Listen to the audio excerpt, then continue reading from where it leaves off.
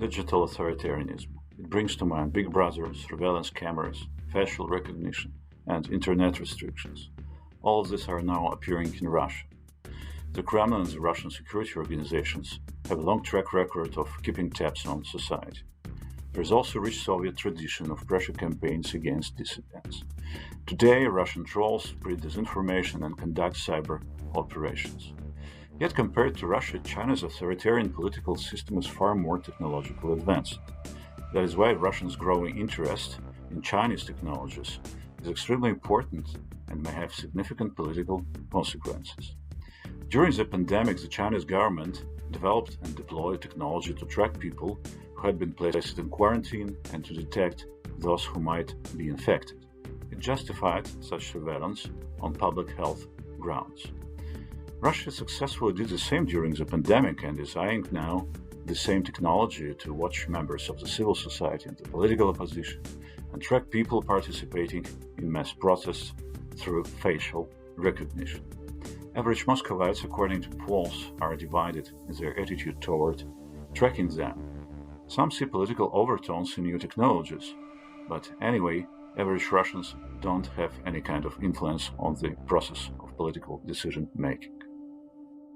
Russia is actively moving towards the Chinese model of using technology for social control.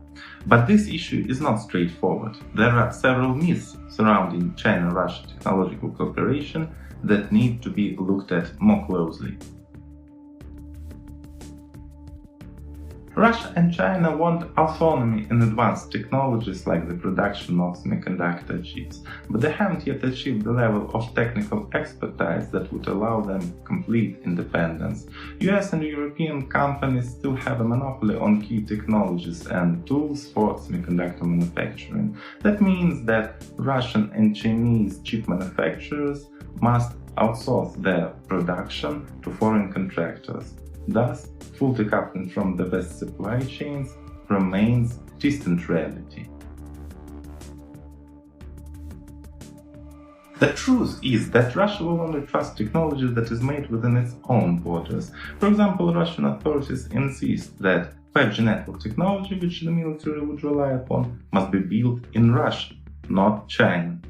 The government is concerned that Chinese companies can build backdoors into technology to allow them potentially spy on Russians.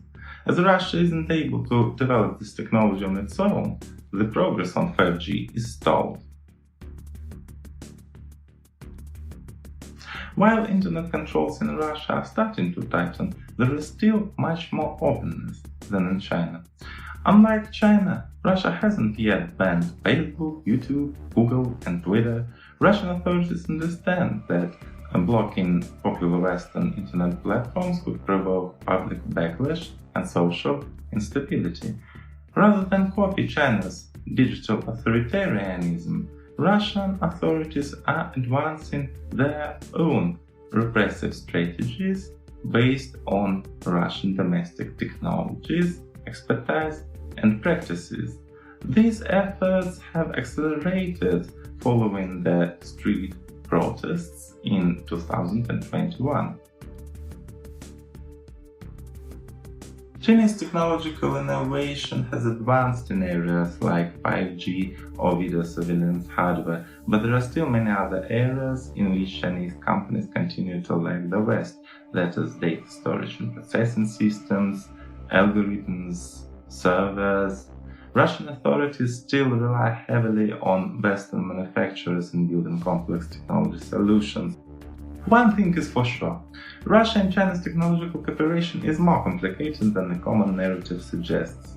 The truth is that Russia wants technological independence from both the West and China.